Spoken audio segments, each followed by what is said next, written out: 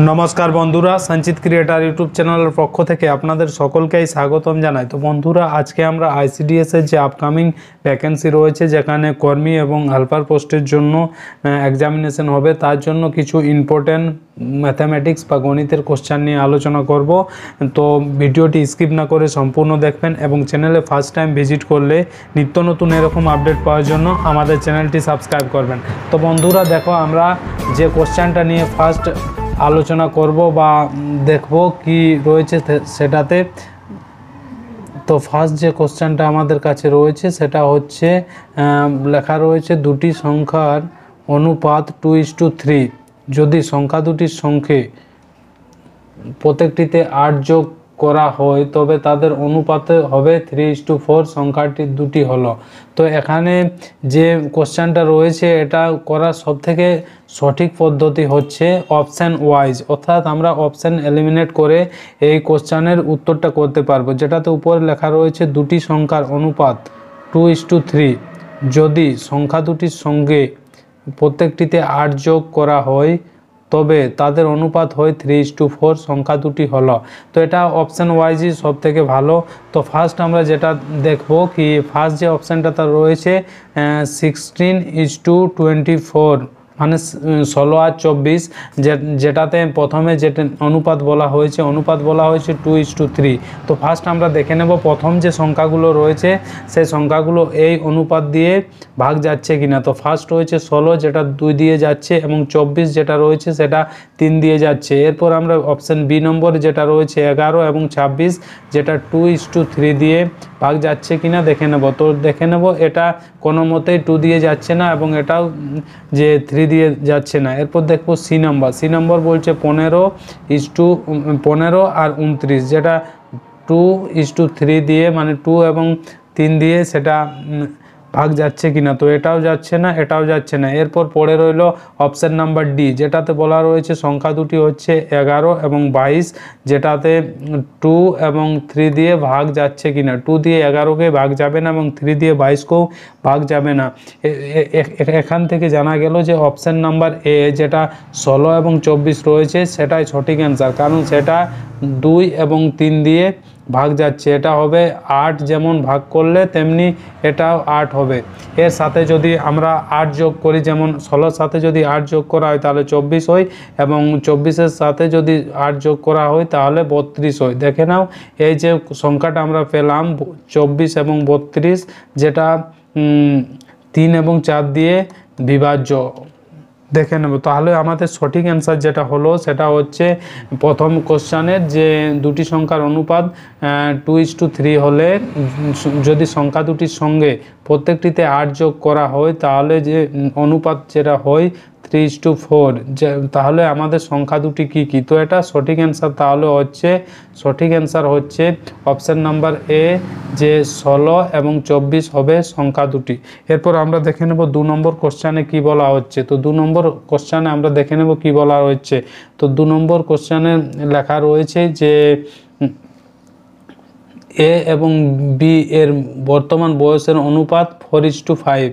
10 বছর পূর্বে তাদের বয়সের অনুপাত হলো 7:10। বি এর বর্তমান বয়স কত।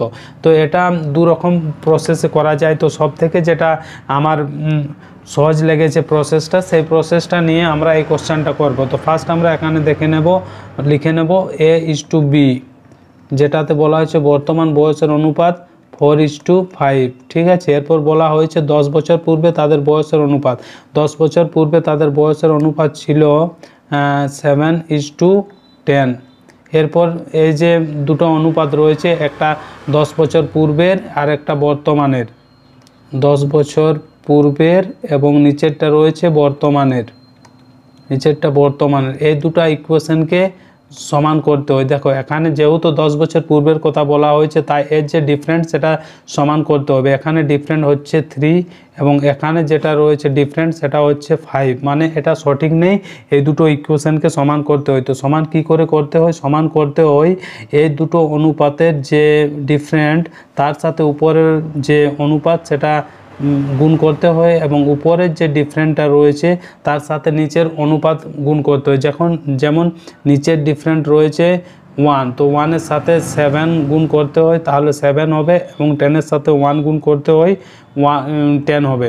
এরপর উপরের যেটা ডিফারেন্ট রয়েছে 3, সেটা দিয়ে নিচেরটা গুণ করব। যেমন যদি 4-এর সাথে 3 গুণ করা হয় তাহলে 12 হবে, এবং যদি 5-এর সাথে 3 গুণ করা হয় তাহলে 15 হবে। তাহলে এবার দেখব যে তাদের ডিফারেন্ট সমান হবে। এখানে ডিফারেন্ট হচ্ছে 5 আর এখানেও ডিফারেন্ট হবে 5। এরপর আমরা মূল যে কোশ্চেন সেখানে চলে আসি। সেখানে বলছে 10 বছর পূর্বে তাদের বয়সের অনুপাত 7:10, বিয়ের বর্তমান বয়স কত। তো এখানে এই গ্যাপটা যেটা এখানে যে ডিফারেন্টটা রয়েছে তার জন্য কি বলা হয়েছে, সালটা তো 10, তাহলে এর সাথে আমরা 2 গুণ করে 10 পেতে পারি। সিমিলার আমাদের যে বলা হয়েছে বর্তমান বয়স, তো তাহলে যে বিয়ের বর্তমান বয়সটা হবে সেটা হবে 2 × 15, তাহলে 30 বছর।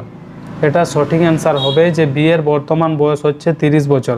আশা করি তোমরা এই শর্টকাট পদ্ধতিতে যে কোশ্চেনটা রয়েছে সেটা বুঝতে পেরেছো। যদি বুঝতে না পারো তাহলে কমেন্ট করে অবশ্যই জানাবেন, আপনাদের আবার সেটা বুঝিয়ে দেওয়া হবে। এরপর রয়েছে 3 নম্বর আবার সেরকম একটা কোশ্চেন রয়েছে যেটা পিতা এবং পুত্রের বর্তমান বয়সের সমষ্টি নিয়ে রয়েছে। দেখো উপরে লেখা রয়েছে পিতা ও পুত্রের বর্তমান বয়সের সমষ্টি 50 বছর হলে 10 বছর পূর্বে তাদের অনুপাত 4:5 হলে 5 বছর পূর্বে তাদের বয়স কত হবে। তো এটার যে প্রসেস আগের মতোই হবে। এখানে আমরা লিখে নেব পিতা ইস্টু পুত্র, ঠিক আছে, পিতার পুত্রের বয়সের অনুপাত। তো ফার্স্ট আমরা দেখব তাদের বর্তমান বয়সের সমষ্টি, তাদের বর্তমান বয়সের সমষ্টি। তো বর্তমান বয়সের সমষ্টি কত বলা হয়েছে, 50 বছর।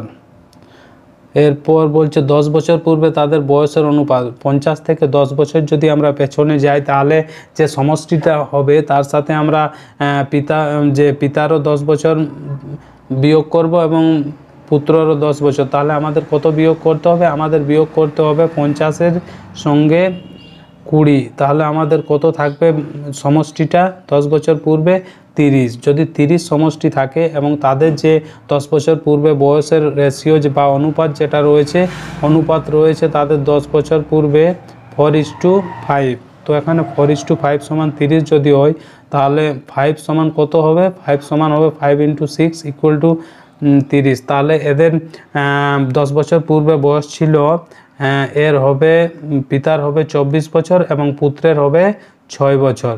এরপর বলা হচ্ছে 10 বছর পূর্বে যেহেতু বলা হয়েছে এবং কোশ্চেনে বলা হচ্ছে বর্তমানে তার বয়স কত, তাহলে এখান থেকে এর সাথে 10 বছর পূর্বে যেহেতু বলা হচ্ছে তাহলে 10 যোগ করা হবে, তাহলে এর হবে 34, আর এর সাথে 10 যোগ করা হবে, এর হবে 16। এরপর বলা হচ্ছে যে বর্তমান বয়সের থেকেও বলছে 5 বছর পরে তাদের বয়স কত হবে। তো এর সাথে আবার 5 যোগ, এর সাথে আবার 5 যোগ, তাহলে পিতার বয়স হবে 34 + 5 মানে 39 বছর এবং পুত্রের বয়স হবে 16 + 5 মানে 21 বছর। তাহলে এটা সঠিক অ্যান্সার হবে অপশান নাম্বার বি, যেটা দেওয়া রয়েছে পিতার বয়স হচ্ছে 39 বছর এবং পুত্রের বয়স 21 বছর। এরপর আমরা দেখে নেব পরবর্তী কোশ্চেনে কি বলা হচ্ছে। তো পরবর্তী কোশ্চেনে আমরা চলে আসব যেটা রয়েছে এটা সংখ্যার মানে নাম্বার সিস্টেমে রয়েছে, যেটাতে বলা হচ্ছে যে একটা সংখ্যা দেওয়া রয়েছে 78000812 সংখ্যাটিতে 8-এর স্থানীয় মানের অন্তর্গত। স্থানীয় মান বলতে বলা হচ্ছে এখানে প্লেস ভ্যালু, 8-এর যে প্লেস ভ্যালু তার মান কত বা অন্তর্গত। তো ফার্স্ট আমরা সংখ্যাটা দেখে নেব। তো এটা ফার্স্ট বলেছে স্থানীয় ভ্যালু মানে 8 যে ফার্স্ট 8 এখানে যেটা রয়েছে তার স্থানের যে মান সেটা লিখতে হবে 800, তারপর রয়েছে 0 0 0, 8 5টা 0 আর আরেকটা যেটা রয়েছে অন্তর, যেহেতু বলেছে 8 আর 2টো 0, ঠিক আছে। এটা এবং অন্তর বলতে বিয়োগ করতে হবে 0 0 2, হাতে 1 9, হাতে 1 9, 799 200। এটা হবে সঠিক অ্যান্সার। অর্থাৎ প্লেস ভ্যালু যেহেতু বলা হয়েছে, অর্থাৎ 8-এর স্থানীয় মানটা ফার্স্ট আপনাদের বার করতে হবে যে 8-এর নিজের স্থানীয় মান কি রয়েছে। এটা রয়েছে প্লেস ভ্যালু বা স্থানীয় মান। যদি এখানে জিজ্ঞেস করতো ফেস ভ্যালু তাহলে অ্যান্সার অন্য হতো। তো এটা সঠিক অ্যান্সার হবে 799200। যদি বুঝতে অসুবিধা হয় তো কমেন্ট করে অবশ্যই জানাবেন, তো আপনাদের পরে সেটা জানিয়ে দেওয়া হবে বা বুঝিয়ে দেওয়া হবে কি করে করতে হয়। এরপর রয়েছে 7 নম্বর যে কোশ্চেনটা, যেটাতে বলা হচ্ছে 2 অঙ্কের বৃহত্তম সংখ্যা ও 4 অঙ্কের ক্ষুদ্রতম সংখ্যা যোগফল থেকে 302 বিয়োগ করলে কত থাকবে। তো এটা করার নিয়ম হচ্ছে, ফার্স্ট লিখতে হবে 2 অঙ্কের বৃহত্তম সংখ্যা, মানে 2 অঙ্কের বৃহত্তম সংখ্যা মানে দুটো নয়। এরপর 4 অঙ্কের ক্ষুদ্রতম সংখ্যা, 4 অঙ্কের ক্ষুদ্রতম সংখ্যা বলতে 1 এবং 3টা 0, ঠিক আছে। এর যোগফল থেকে বলা হয়েছে, তাহলে এর যোগফল করতে গেলে নিচে লিখতে হবে এটা।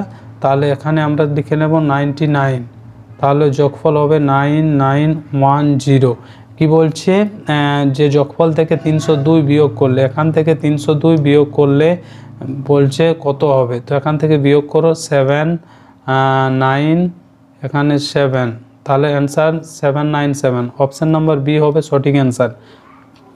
তো এরপর আমরা দেখে নেব পরবর্তী কোশ্চেন কি রয়েছে। তো পরবর্তী কোশ্চেন যেটা রয়েছে, পরবর্তী কোশ্চেনে বলা হচ্ছে যে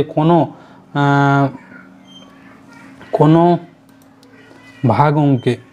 ভাগ অঙ্কে ভাজক ভাগশেষের 5 গুণ এবং ভাগফল ভাগশেষের 6 গুণ, ভাগশেষ 3 হলে ভাজ্য কত হবে।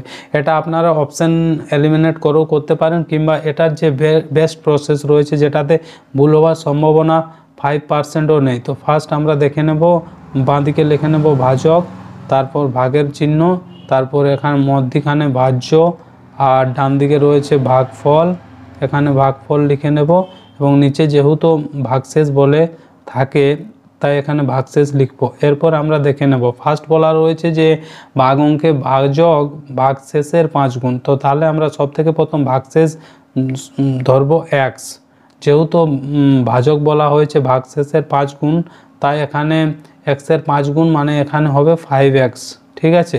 এরপর বলা হচ্ছে ভাগফল, যেটা ভাগফল লিখবো সেটা হচ্ছে ভাগশেষের 6 গুণ, তাহলে এখানে হবে 6x।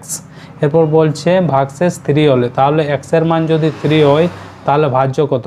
যদি x এর মান 3 হয় তাহলে এখানে ইন্টু 3 মানে 15 হবে ভাজক, আর ভাগফল হবে ইন্টু 3 মানে 18। তাহলে আমাদের বলছে যে ভাজ্য কত, ভাজ্য হবে তাহলে 15 ইন্টু 18 প্লাস 3, তাহলে 15 ইন্টু 18 আমরা গুণ করে নেব, 5 8 40, 4 120 ইন্টু 5 1 5, 1 1 1, তাহলে এটা হবে 0 7 270, এবং সাথে যেহেতু ভাগশেষ 3 রয়েছে সেটাও অ্যাড হবে, সেটা অ্যাড হলে যে অ্যান্সারটা হবে 273। অপশান নাম্বার সি হবে সঠিক অ্যান্সার। এরপর আমরা দেখব পরবর্তী কি রয়েছে। পরবর্তী যে বলা রয়েছে সেটাতে বলছে কি তোমার বয়স 10 বছর, ঠিক আছে, এবং তোমার ভাইয়ের বয়স 4 বছর, 5 বছর পর তোমাদের বয়সের গড় কত হবে। তো এটা একদম সিম্পল রয়েছে, যে ফার্স্ট লিখে নেবে যে তোমার বয়স 10 বছর,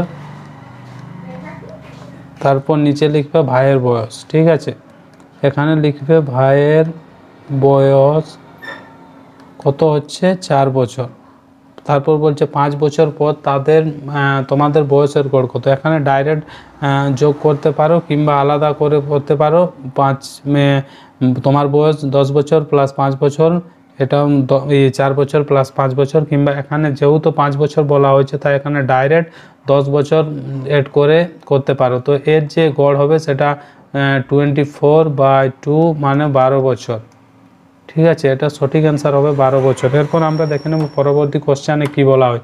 পরবর্তী কোশ্চেনে আবার আগের মতন ভাগের অঙ্ক রয়েছে, যে কোনো সংখ্যাকে, ঠিক আছে, কোনো সংখ্যাকে 16 দিয়ে ভাগ করলে ভাগশেষ 13 থাকে, ওই সংখ্যাকে 8 দিয়ে ভাগ করলে ভাগশেষ কত হবে, ঠিক আছে। এটা সিম্পল রয়েছে, দেখে দিচ্ছি কী রকমভাবে করতে হয়। তো এটা তো সেম করবে, ফার্স্ট বাঁ দিকে লিখে নেবে ভাজক, মধ্যিখানে ভাজ্য, এবং শেষে ভাগফল,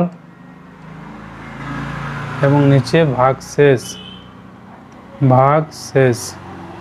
ফার্স্ট কি বললো, কোনো সংখ্যাকে 16 দিয়ে ভাগ করলাম ভাগশেষ থাকলো 3, ঠিক আছে, ভাগশেষ থাকলো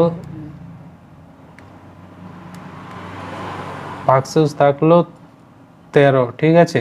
ওই সংখ্যাকে 8 দিয়ে ভাগ করলে তাহলে আমরা সংখ্যা বার করতে হবে। সংখ্যা এখানে x ধরতে পারো, আমি 1 ধরে নেব। তাহলে এই সংখ্যাটি কত হচ্ছে 16 ইন্টু 1 প্লাস 13 কত হয় তাহলে 29। তাহলে 29কে যদি আমরা 8 দিয়ে ভাগ করি তাহলে ভাগশেষ কত থাকবে 3 8 24 5। Answer C, option number C.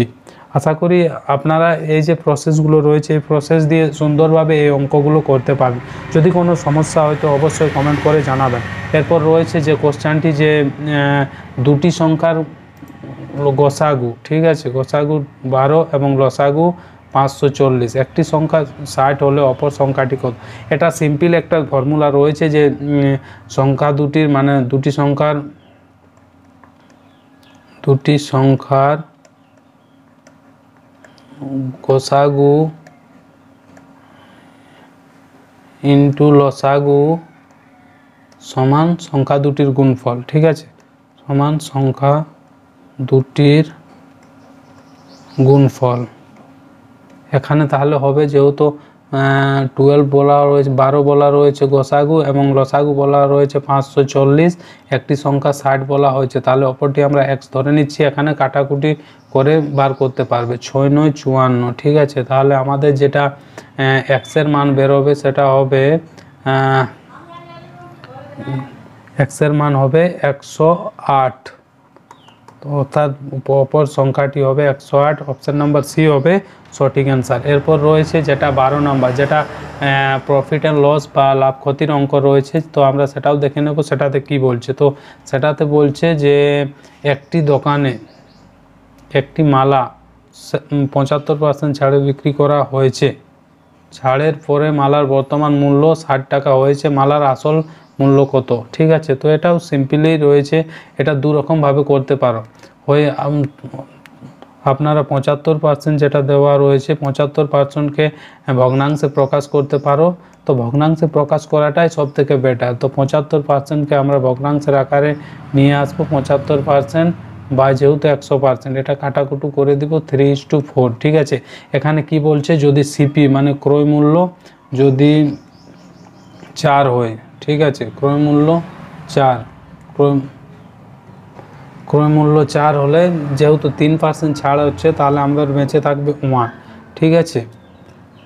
এখানে এবার বলা হচ্ছে যে ছাড়ের পরে মালার বর্তমান মূল্য, তাহলে 1 এর ভ্যালু কত হচ্ছে, 1 এর ভ্যালু হচ্ছে 60। যদি 1 এর ভ্যালু হয় 60 টাকা তাহলে এখানে আমাদের বলেছে মালার আসল দাম, তো এখানে মালার আসল দাম হবে যেহেতু এটা আসল 4, তাহলে 4 × 60 মানে 240। বুঝতে পেরেছো? যদি না বুঝতে পারো তাহলে আবার দেখিয়ে দিচ্ছি যে কি বলা হচ্ছে। তো এখানে বলা হচ্ছে সিম্পলি যে 75% যেটা রয়েছে সেটা ভগ্নাংশে প্রকাশ করে নেবে, তারপর এটা ইজি হয়। তো ফার্স্ট যেটা রয়েছে 75% সেটাকে আমরা ভগ্নাংশে প্রকাশ করব। ভগ্নাংশে প্রকাশ করার জন্য কি করতে হবে 75/100 করতে হবে, এটা কাটাকুটু করে নেব যেটা 3:4 হয়। এরপর রয়েছে মেন খেল, সেখানে বলছে 75% ছাড়। 75% বলতে কোন ভ্যালুটা রয়েছে 3, 4-এর মধ্যে যদি 3 ছাড় দেওয়া হয় তাহলে আমাদের অবশিষ্ট বাঁচে 1, তাহলে এখানে 1 এর ভ্যালু কত বলা রয়েছে 60 টাকা, তো তাহলে 1 × 60 = 60 টাকা, ঠিক আছে। তাহলে আমাদের বলেছে যে 4-এর ভ্যালু কত হবে, তাহলে 4-এর ভ্যালু হবে 4 × 60 24, তো এটা সঠিক অ্যান্সার হবে অপশান নম্বর ডি 240 টাকা। এরপর রয়েছে 13 নম্বর, যে কোনো ব্যবসাতে 3 জন বন্ধু মূলধনের অনুপাত 2:3:4, মোট এত টাকা লাভ হয়, তাহলে মধ্যবন্ধু কত টাকা পাবে। এটা সিম্পল একটা রয়েছে ভাগিদারির অঙ্ক। তো এটাতে সিম্পলি কি করতে হবে 3 জন বন্ধুর যে অনুপাত সেটা ফার্স্ট লিখতে হবে, 3 জন বন্ধুর অনুপাত, ঠিক আছে। 3 জন বন্ধুর অনুপাতটা লিখে নেব 2:3:4, ঠিক আছে। লাভ কত হচ্ছে 18,000, ঠিক আছে। তো এখানে যে অনুপাতটা রয়েছে সেটা আমরা যোগ করে নেব। তো সেটা হবে 5 5 4 9 9 সমান হয়েছে 18,000 টাকা। ঠিক আছে, তো মানে একের ভ্যালু হচ্ছে এখানে 2,000 টাকা। তাহলে আমাদের যেহেতু মধ্যম বন্ধুর বলা হয়েছে, তাহলে 3-এর ভ্যালু এখানে, তাহলে 3 এখানে হবে 3 ইন্টু 2,000 মানে 6,000 টাকা। মধ্যম বন্ধু পাবে 6,000 টাকা। এরপর রয়েছে পরবর্তী প্রশ্ন, যে যেটা টাইম অ্যান্ড ওয়ার্ক থেকে রয়েছে, যে বলা হচ্ছে প্রিয়া এবং দেবু। ঠিক আছে, প্রিয়া এবং দেবু প্রত্যেকে আলাদাভাবে একটি কাজ যথাক্রমে 10 ঘন্টায় 40 ঘন্টায় করতে পারে। ঠিক আছে, অর্থাৎ প্রিয়া করে 10 ঘন্টায় এবং দেবু করে 40 ঘন্টায়। তারা যদি একসঙ্গে কাজটি করে তবে কত ঘন্টায় কাজটি শেষ করবে? এটাও সিম্পল রয়েছে, একটা টাইম ওয়ার্কের প্রশ্ন। তো ফার্স্ট আমরা দেখে নেব, ফার্স্ট লিখব প্রিয়া, তারপর আমরা লিখব দেবু। প্রিয়া কত ঘন্টায় করে? 10 ঘন্টায়। দেবু কত ঘন্টায় করে? 40 ঘন্টায়। এর যে এলসিএম বা লসাগু সেটা বার করে নেব। লসাগু হবে 40, এর যেটা কার্যক্ষমতা সেটা হবে 4 ইউনিট এবং এর হবে 1 ইউনিট। কি বলছে? তারা যদি একসঙ্গে কাজটি করে, ঠিক আছে, তাহলে তারা কত দিনে করবে? তো তাহলে এখানে মোট কাজ হচ্ছে কত? মোট কাজ হচ্ছে 40। ঠিক আছে, 40 ইউনিট। প্রতিদিন যদি প্রিয়া করে 4 ইউনিট এবং দেবু 1 ইউনিট, তাহলে একদিনে তারা করে 5 ইউনিট। 5 ইউনিটের হিসাবে তাদের কত সময় লাগবে? তো তাদের লাগবে 8 আওয়ার্স বা 8 ঘন্টা। এটা হবে সঠিক অ্যান্সার। এরপর রয়েছে যেটা আরেকটা টাইম ওয়ার্কের প্রশ্ন, যেটাতে বলা হচ্ছে রাহুল এবং মাম্পি একটি কাজ যথাক্রমে কত দিনে করে? 20 দিনে করে এবং 80 দিনে করতে পারে। ঠিক আছে, যদি তার দুজনে একসাথে কাজটি করে তাহলে কত দিনে কাজটি শেষ করতে পারবে? আগের মতোই হবে, আমরা দেখে নেব। ফার্স্ট লিখব রাহুল, তারপর লিখব মাম্পি। মাম্পি লেখার পর এখানে তাদের যে 20 দিনে করতে পারে সেটা লিখব, 80 দিনে করতে পারে সেটা লিখব। এরপর তাদের যে এলসিএম বা তার যে লসাগু কত হবে সেটা করে নেব। তো লসাগু হবে 80, এর কার্যক্ষমতা বা যেটা 4 ইউনিট কাজ করবে একদিনে আর এ করবে 1 ইউনিট। তাহলে এখানেও মোট কাজ হবে, এখানের মোট কাজ হবে 80, মোট কাজ হবে 80 ইউনিট। ঠিক আছে, তাহলে এরা 4 আর 1 ইউনিট 5 ইউনিট প্রতিদিন করবে। 5 ইউনিটের হিসাবে কত দিনে করতে পারবে? না 16 দিনে। তো বন্ধুরা, এই ছিল আজকের আইসিডিএসের কিছু গুরুত্বপূর্ণ গণিতের কোশ্চেন, যেগুলো আমরা আপনাদের জন্য নিয়ে এসেছি। আপনাদের যে আইসিডিএস কর্মী এবং সহকারীর যে এক্সামিনেশন রয়েছে তার জন্য এই ভিডিওটি খুবই গুরুত্বপূর্ণ হবে। তো ভিডিও ভালো লাগলে লাইক করবে এবং বন্ধুদের কাছে শেয়ার করবেন। চ্যানেলে ফার্স্ট টাইম ভিজিট করলে নিত্য নতুন এরকম আপডেট পাওয়ার জন্য আমাদের চ্যানেলটিকে সাবস্ক্রাইব করবেন। ধন্যবাদ।